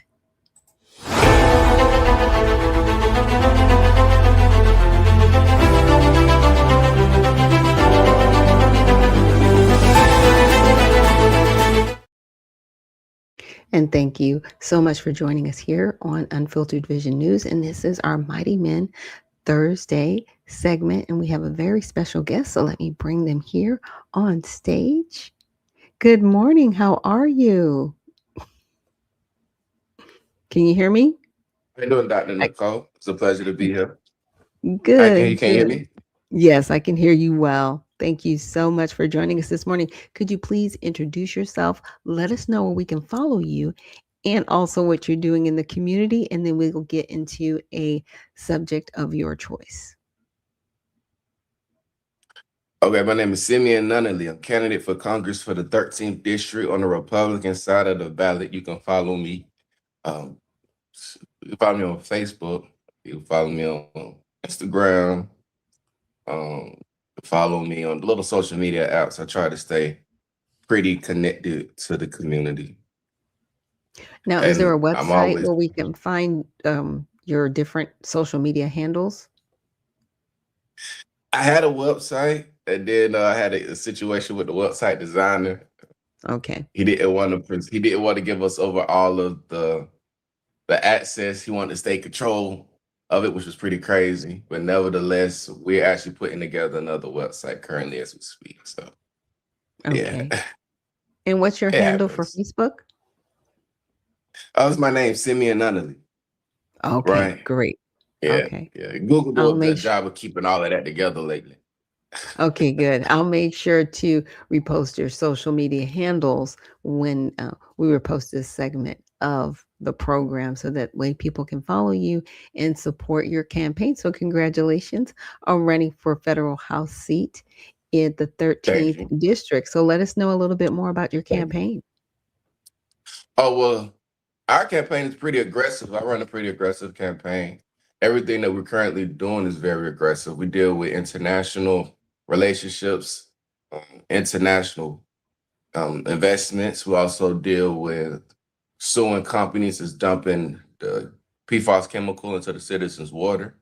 We're dealing with scenarios revolving around the grotesque activities that's transpiring into the prison systems.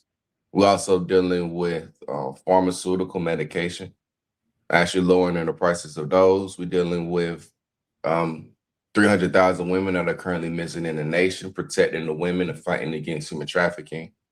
We're also dealing with, because we deal with international trade, we're dealing with the BRICS, Brazil, Russia, India, China, South Africa alliance, and how that's actually plaguing the pockets of the citizens. So we deal with the big issues that actually really matter to the citizens, not those scenarios that's okay, let's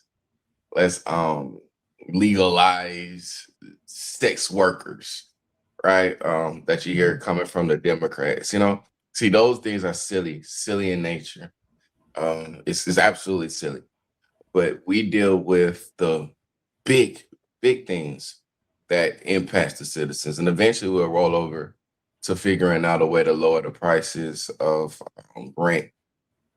That's actually being controlled by the major corporations, BlackRock, Vanguard, Core Civic. They are a significant landowner.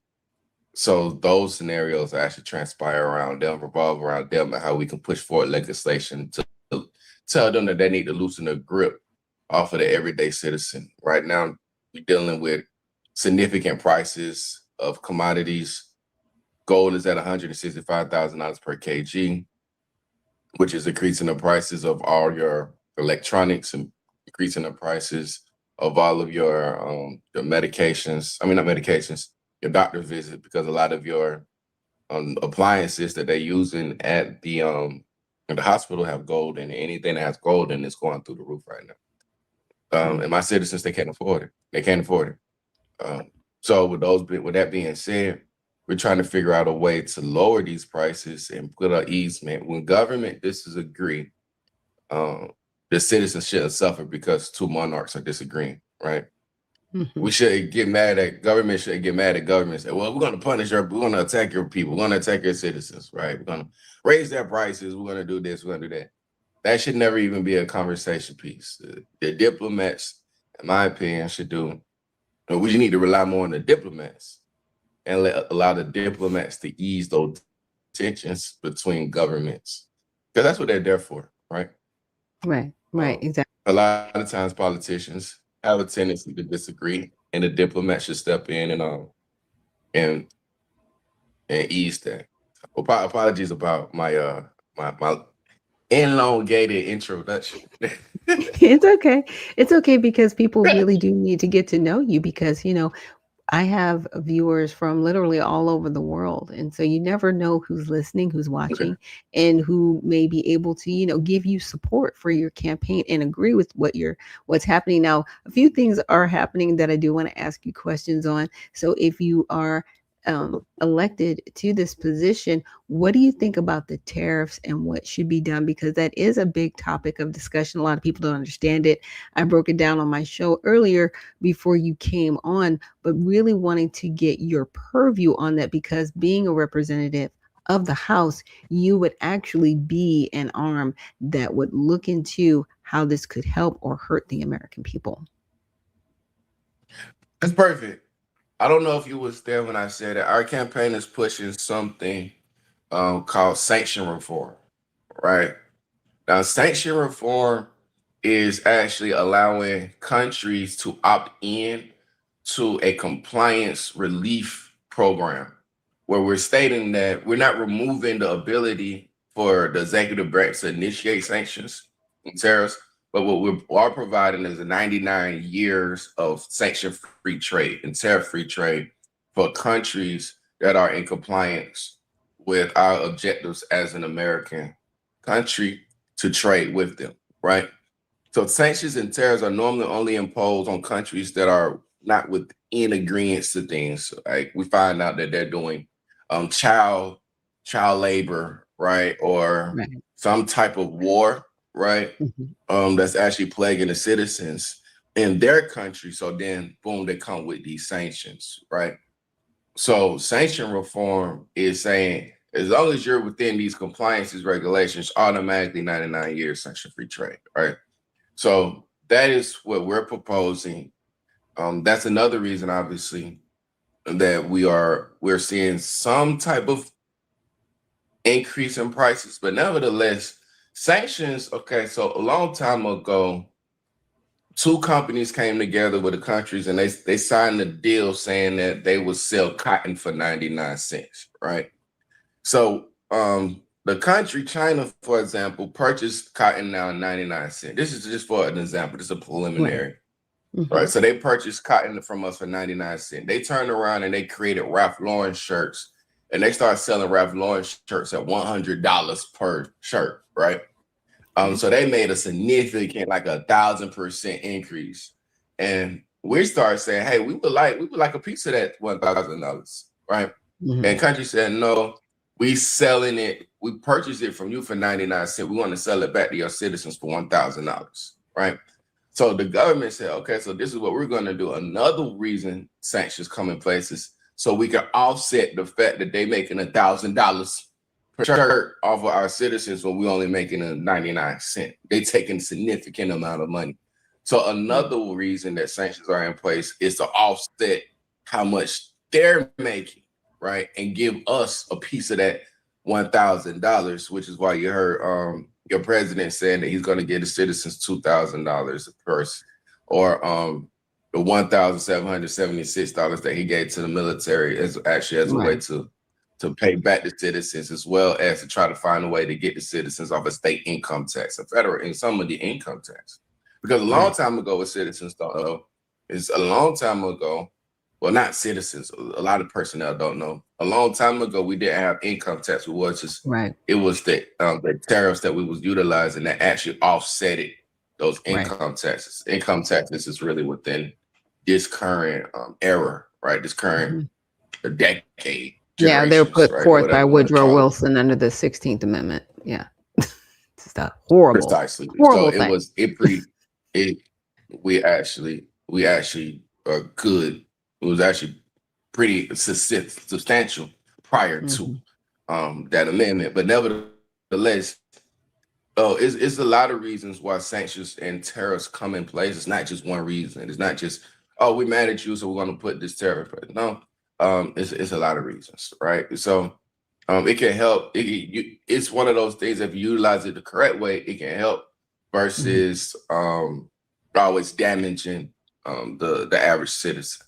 But again, another apology for that elongated explanation, but we are pushing for 99 years of sanction-free trade. Okay, so you're sanction-free. Now, and then we'll just say hypothetically, had President Trump used the sanction method under the IEE, that I think is IEEPA, hopefully I got that acronym correct, but had he used the sanction directive, which he was actually allowed to do, would we be in a better position now, right, as opposed to how he did implement the tariffs? In your opinion? That's in my opinion, that's on his administration, what the administration calls, right? And what they were looking at that moment in time. So I really couldn't say it was a good call or it was a bad call, because we don't know all of the variables that was surrounding that decision, right? Right. And that's just from the outside looking in. He probably saw variable A being utilized as a way to bring China back to the table, as you heard him say.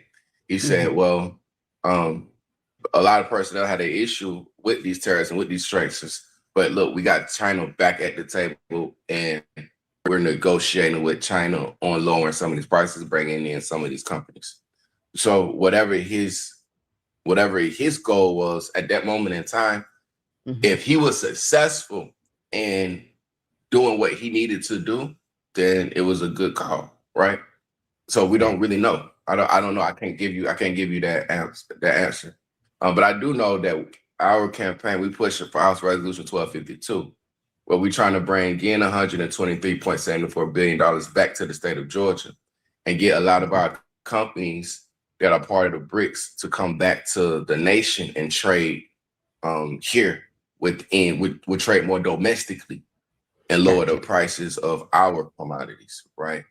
And if the state of California passed it, it will be $900 billion that they bring back in. The state of Texas will bring back over $800 billion back to the nation.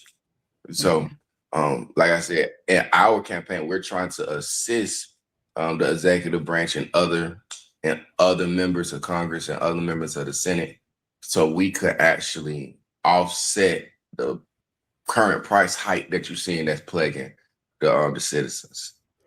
Great, because that's what people really want. They want individuals like you in office to really help us, because right now, and this is just my opinion, and this is just what I've seen since I've gotten into this political realm, everybody wants to be a superstar, right?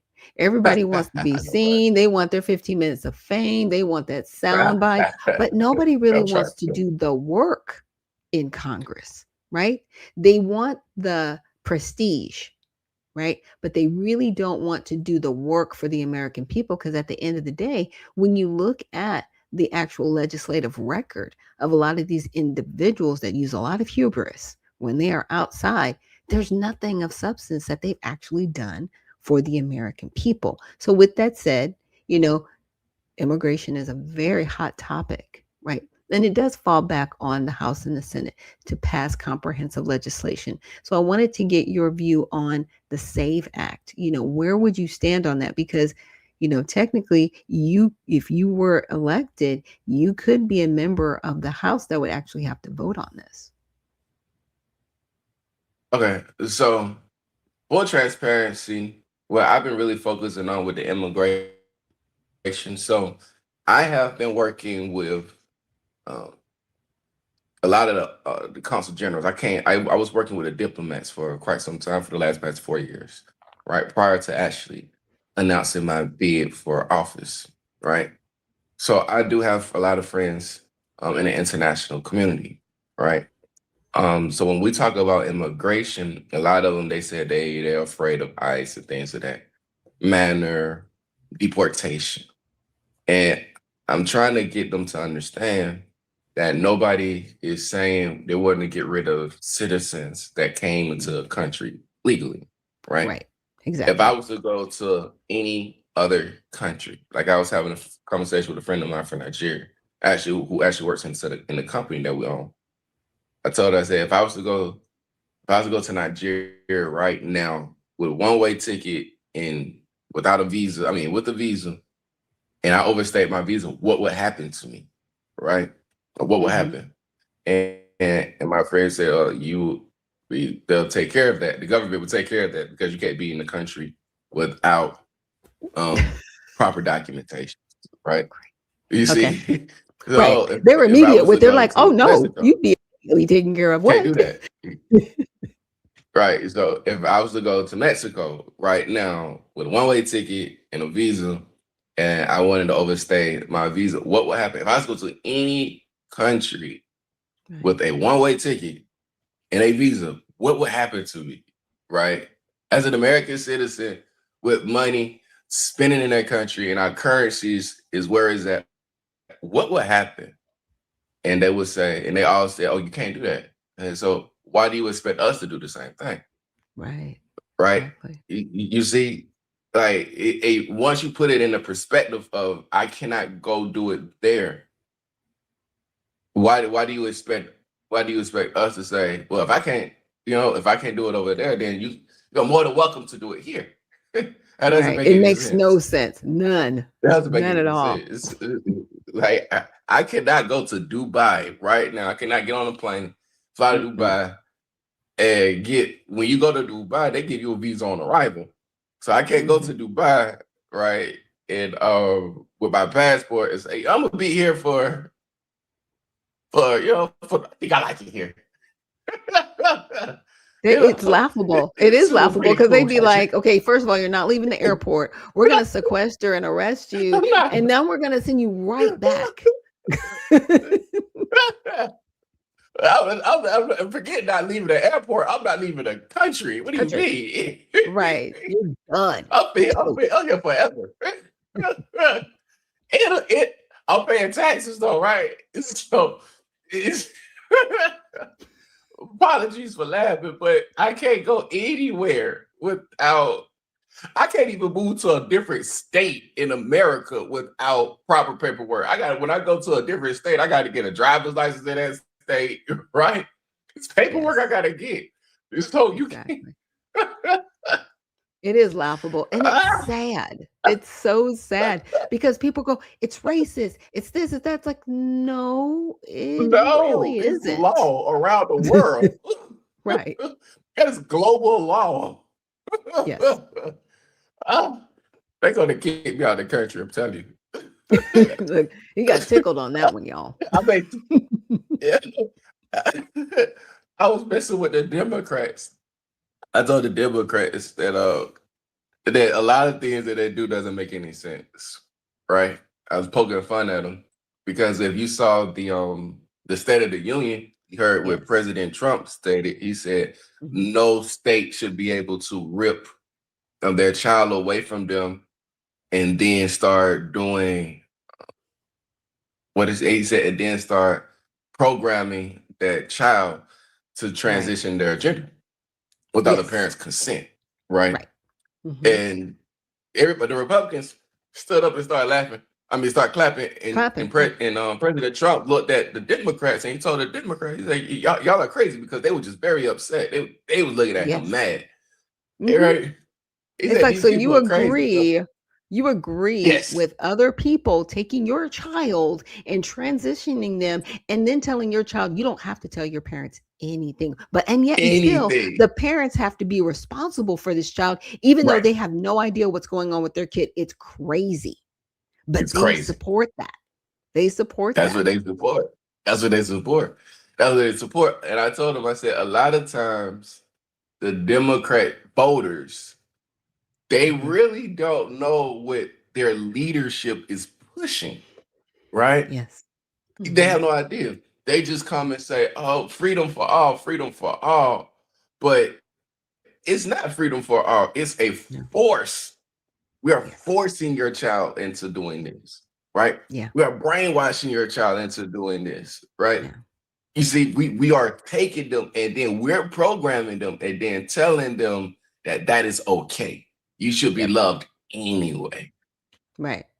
Right.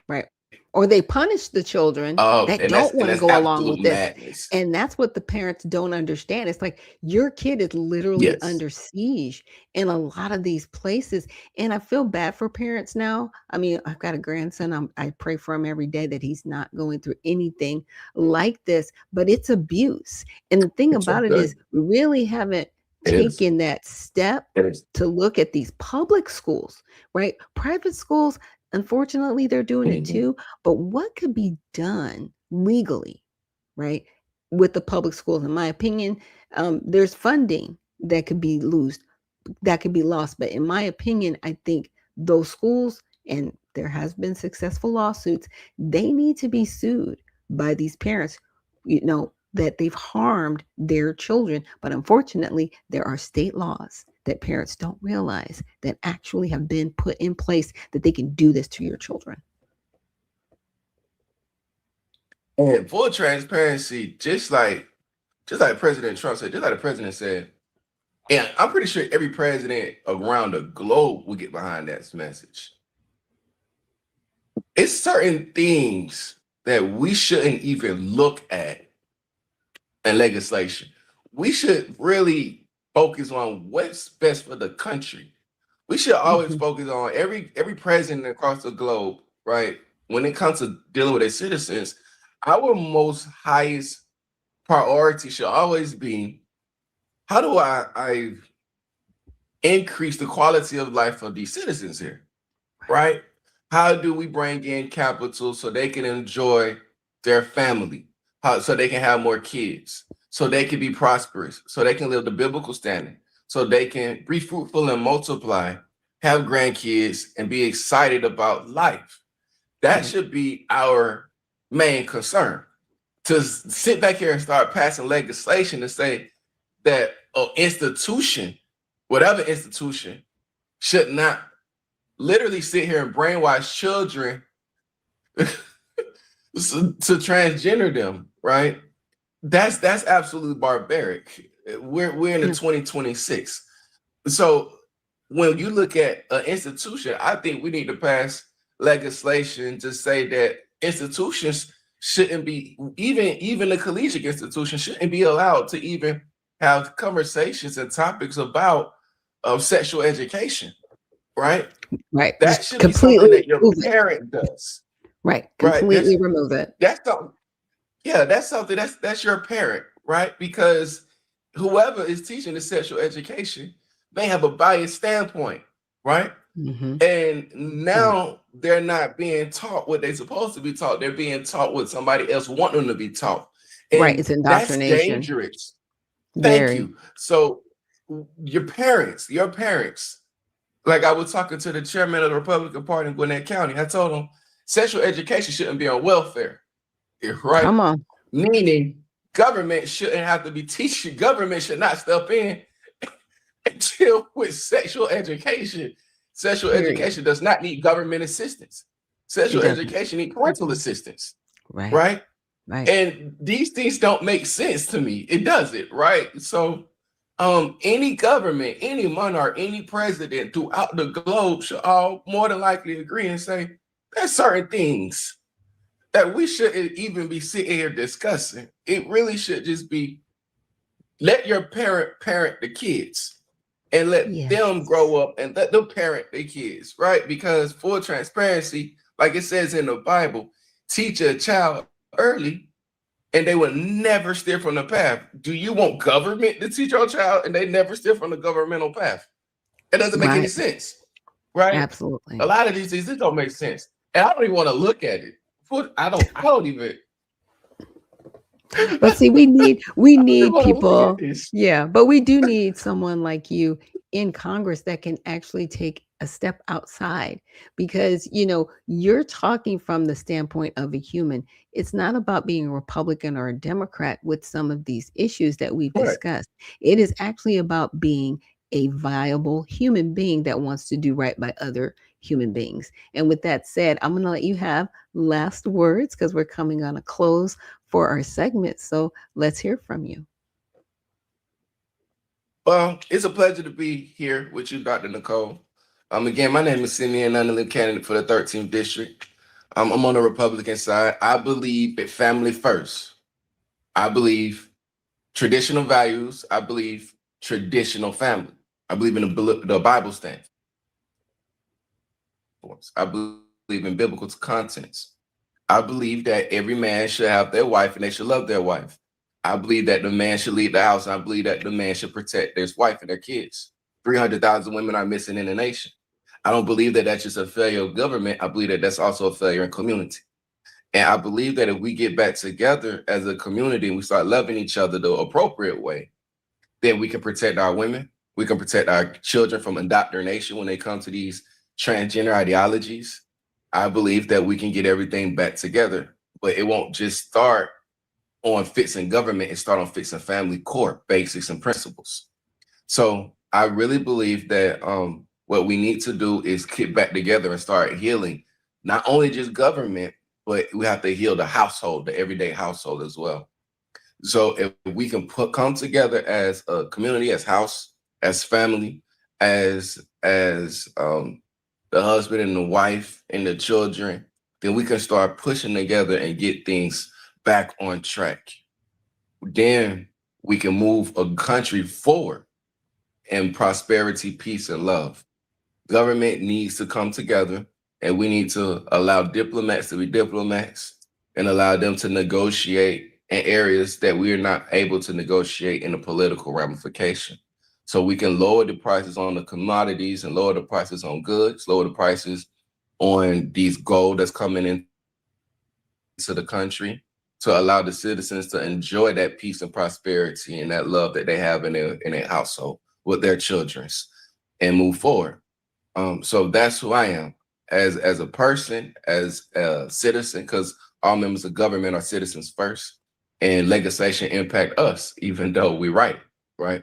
So as a citizen first, as a child of God first, we as a government need to do everything that we can to allow the citizens to live peace and in prosperity and in happiness and in holiness with their children. So Simeon Nunley, candidate for the 13th district, candidate for Congress. I'm from the state of Georgia. I'm from the city of Atlanta. I was raised on the east side of Atlanta, which is in a little city called Decatur. And I'm from here. I was in the Army, right? I did years in the military. I came back. I've been in politics for the last 10 years, like you said earlier. There's some people that want their 15 minutes of fame. I've been in politics for 10 years, 10 years this year, and y'all just not hearing from me. Right. It takes a minute. So, Takes a minute.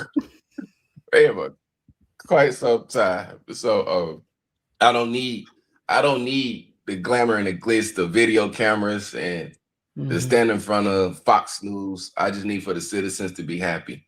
As long as the citizens happy, then I know I'm doing my job. Absolutely. And that's just who I am. So Okay. send me Well, like in the Bible. Yes. Yes. Well, thank you so much for joining us, Simeon. I know I was not able to connect with you last week, so thank you so much for hanging in there. And I'm looking forward to having you on again the closer we get to your election. So you're actually running for this cycle for 2026, correct? Or Yes. is it- Yes, I'm on the okay. 2026 ballot. Okay. All right. Yes, So ma'am. now, quick question before we end. Primaries. Are you primarying anyone on. or okay.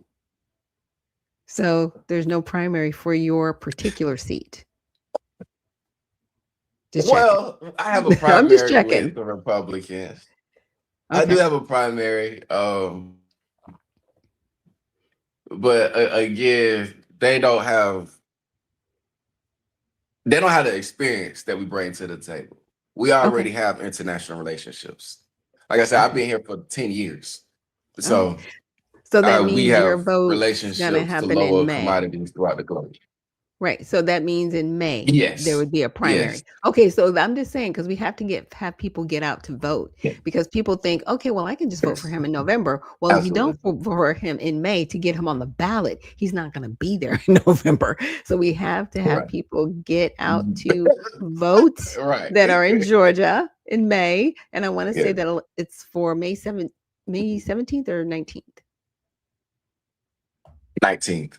May 19th. Okay. May the so 19th. If I'm not May mistaken, it's the 19th. 19th. Yes. Right. And we do have early voting in Georgia. So definitely look out for early voting, but definitely check out Simeon Nunley. And I will be posting his social media so you can check him out, look more into him, and definitely ask him any questions that you may have further and beyond this interview. So again, Simeon, thank you so much for joining us here on Unfiltered Vision News. And we look forward to having you back on again. Absolutely. Absolutely. Thank you, Dr. Nicole. It's a pleasure. Absolutely. Thank you. So that's Simeon, you guys. And thank you so much for joining me here on Unfiltered Vision News. And remember, stay well, stay focused, and stay unfiltered. We'll see you in the next one.